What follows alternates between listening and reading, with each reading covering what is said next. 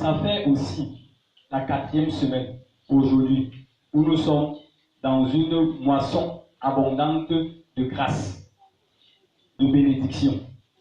Ce n'est pas pour rien que vous voyez les agents bien s'infiltrer là, vous aussi, vous voulez. Pour aller se servir dans leurs choses qu'ils ont créées. Ce n'est pas pour rien. Comme ils ont compris que c'est en train de couler à flot, il faut qu'eux aussi viennent puiser. Mais c'est réservé pour les enfants de l'intérieur, pas de l'extérieur. Quelqu'un t'avait demandé de partir. Est-ce qu'on t'avait encore empêché de revenir? Donc, voilà ce qui se passe. Et le Seigneur, lui, a constaté que, en restant dans le couloir de la désobéissance, tout ce qu'il est en train de déverser là ne va pas se matérialiser dans vos vies.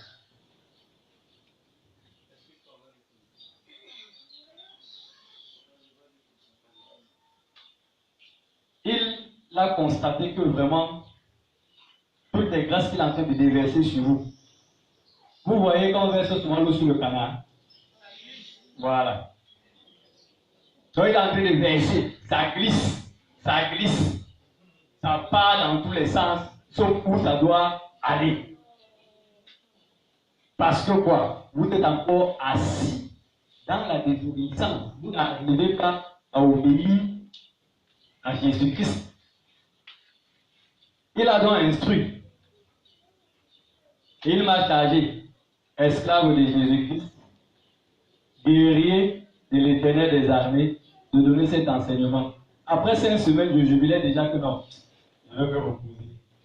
Pour ça, c'est le service militaire.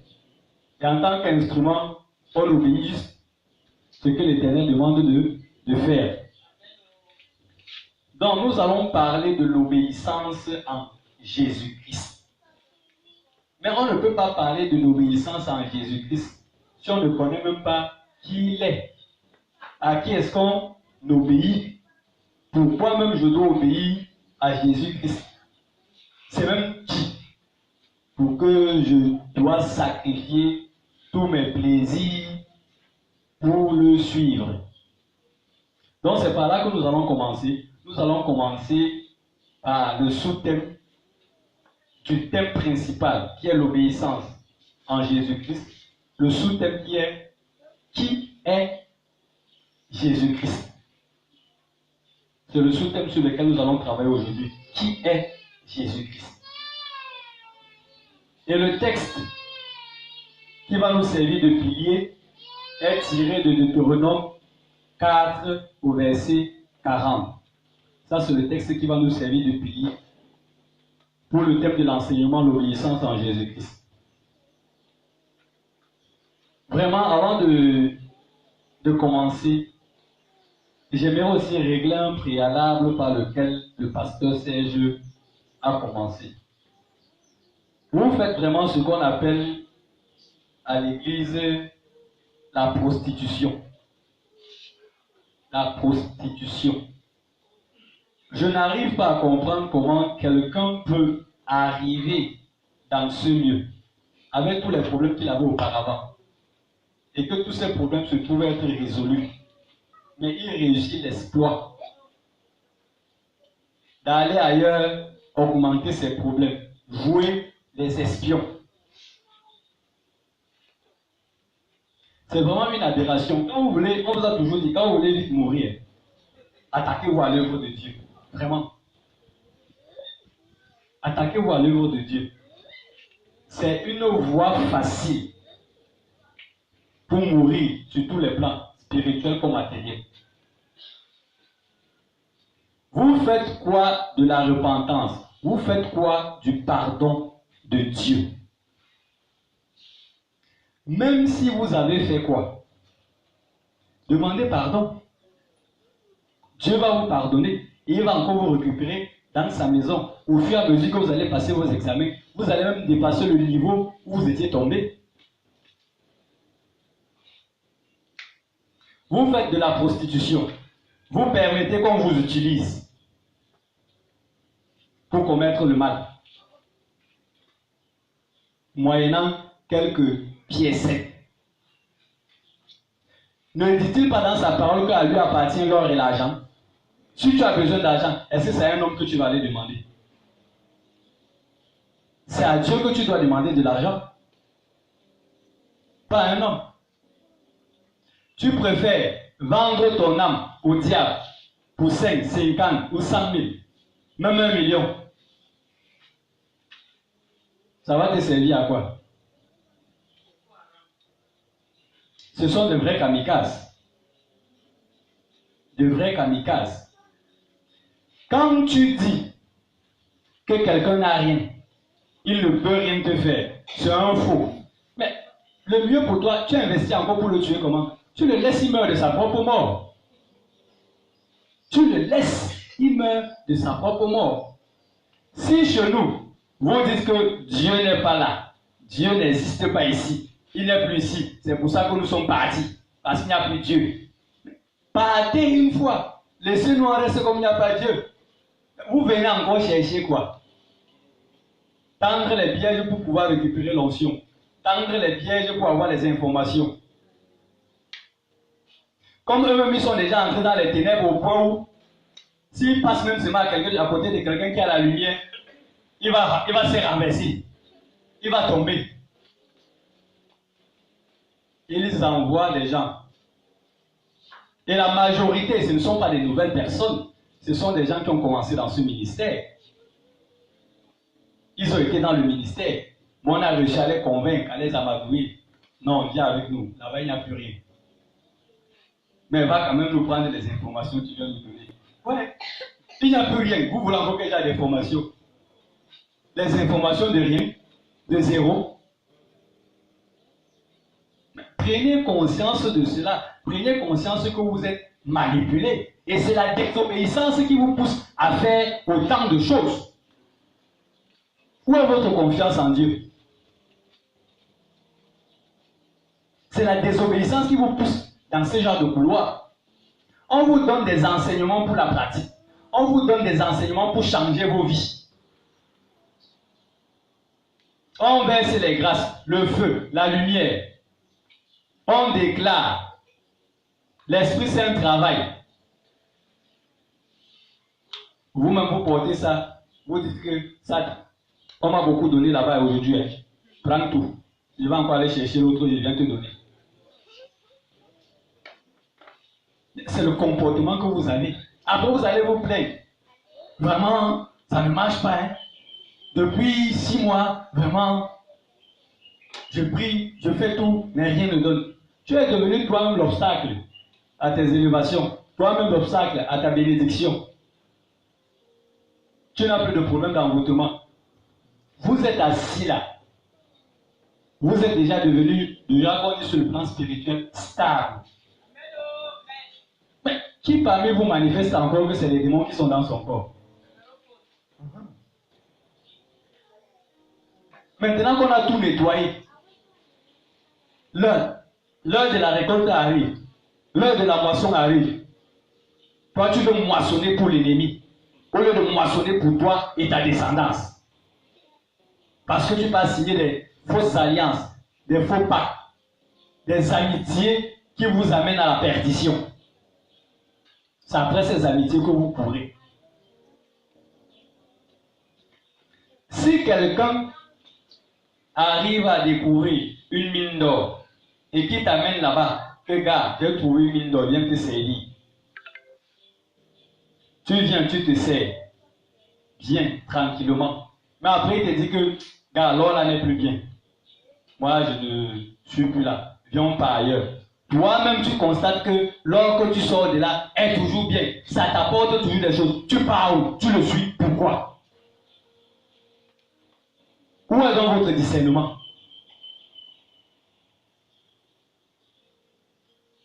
On va toujours parler. Toujours parler. On vous a déjà dit, on veut ici des fidèles de qualité.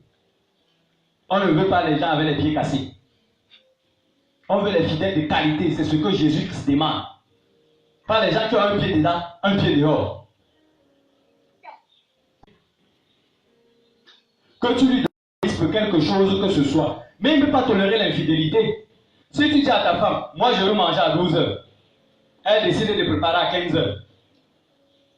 Elle a désobéi. Tu as quand même mangé à 15 heures. Tu peux passer. Mais si elle arrive à te dire que, mon chéri, tu n'es plus mon chéri, c'est le voisin avec le voisin que je veux maintenant rester. Mais tu ne vas pas tolérer ça. Une femme à qui tu as tout donné, tu t'es donné, tu as investi. C'est comme ça que vous vous comportez avec Dieu. Vous avez décidé que non, tu n'es plus mon Dieu. Hein. Moi, je m'en vais ailleurs. Avec tout l'investissement qu'il a fait sur toi. Tout l'ennemi qui tape chaque jour pour que tu sois en vie. Tu ne t'arrêtes pas à la désobéissance. Tu pars à l'infidélité. Et vous faites ça tous les dimanches. Vous venez vous asseoir là. Dégueu. Je reçois. Vous n'avez même pas honte.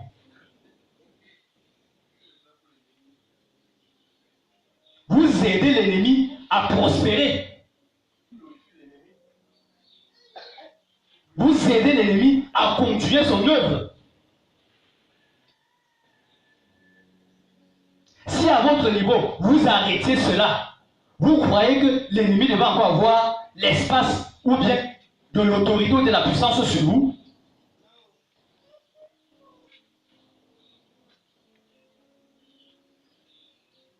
Ou on vous demande de vous comporter comme des enfants. C'est-à-dire vous comporter comme des enfants dans la maison de Dieu. Être serviable, être obéissant. Non. Vous prenez l'intelligence humaine. Je suis un adulte, pourquoi je dois faire ça? Mais où on ne vous demande pas de vous comporter comme des enfants, c'est là où vous partez. On vous trompe n'importe comment. Arrêtez le désordre là. Vous arrêtez ça. Sinon, vous allez vous retrouver avec eux. Il faut qu'on vous le dise sincèrement. On ne doit pas tout le temps travailler sur vous. Investir autant. Qui de vous peut investir et accepter que ça se perd? Qui de vous investit pour perdre? Qui met son argent quelque part, sachant que ça va se perdre? Ou met son argent disant que bon, si ça se perd, tant mieux. Qui de vous? Mais pourquoi vous voulez que c'est Dieu qui perde l'investissement qu'il fait sur vous? Pourquoi?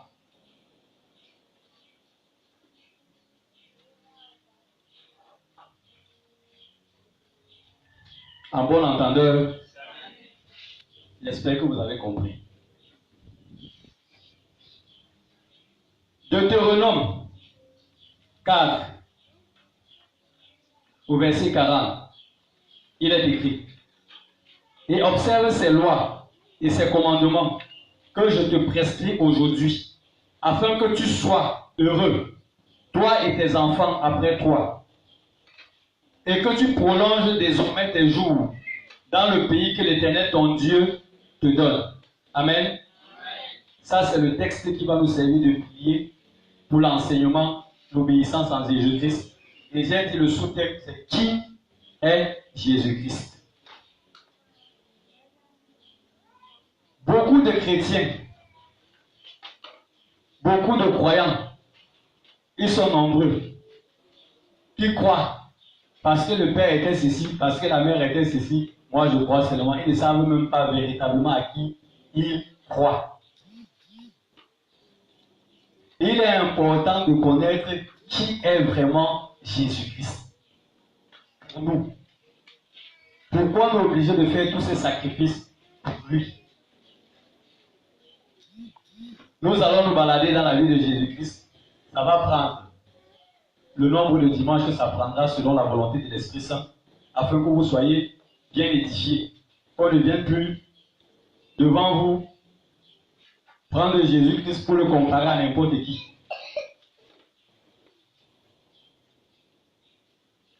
La naissance du Seigneur Jésus-Christ. Il faut savoir que Jésus-Christ existe depuis l'Ancien Testament. Jésus-Christ n'apparaît pas seulement dans le Nouveau Testament comme on le voit. sa naissance a été annoncée bien avant.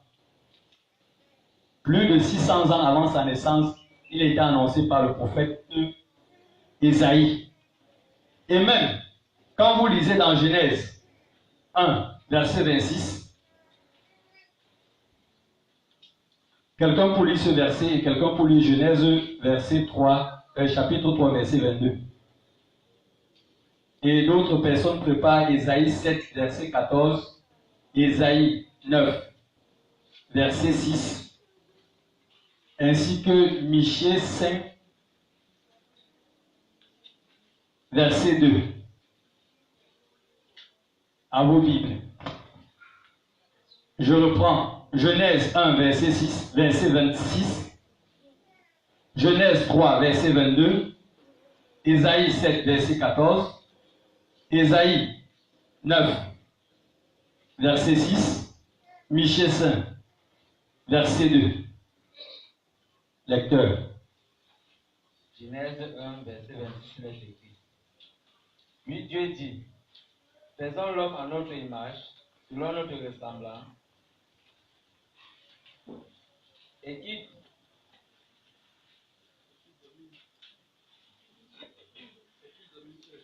qui domine sur les poissons de la mer, sur les oiseaux du ciel, sur les bétails, sur toute la terre, et sur tous les reptiles qui rampent sur la terre. Amen. Amen.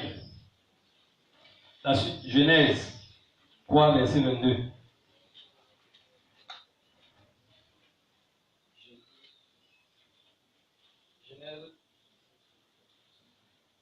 Genèse 3, verset 22. Je lis au nom de l'Éternel. L'Éternel Dieu dit, voici, l'homme est devenu comme l'un de nous pour la connaissance du bien et du mal. Empêchons-le maintenant d'avancer sa main, de prendre de l'arbre de vie, d'en manger et de vivre éternellement. Amen. Amen. Ces passages montrent la présence de Jésus-Christ depuis la création. Dieu parle avec Jésus-Christ. Depuis la création, faisons l'homme à notre image. Voici, l'homme est devenu comme l'un d'entre nous. Continuez avec Ésaïe 7, verset 14.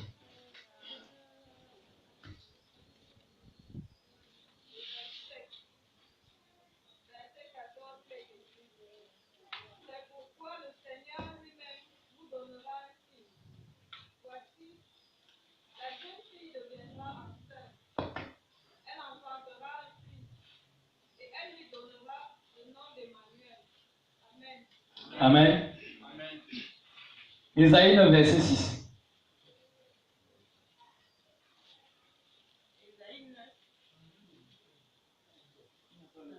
S'il te plaît, va changer le micro, c'est pas la peine.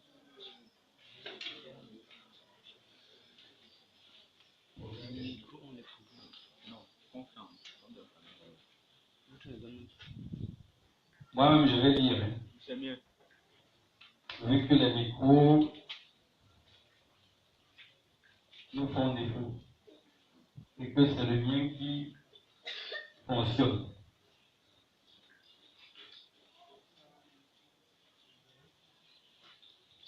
Ésaïe 9, verset 6, il est écrit, car un enfant nous est né, un fils nous est donné, et la domination reposera sur son épaule. On l'appellera admirable conseiller, Dieu puissant, Père éternel, Prince de la paix. Amen. Amen. Voilà Isaïe qui annonce dans l'Ancien Testament la naissance de Jésus-Christ, homme, dans la chair. Mais quand nous voyons dans les passages de Genèse, il était déjà là. Jésus-Christ est la seule personne dont la naissance a été annoncée avec des précisions exactes. Personne d'autre, même vous-même qui êtes né là, vos parents n'avaient pas programmé que en cette année, j'accoucherai le prophète Yves.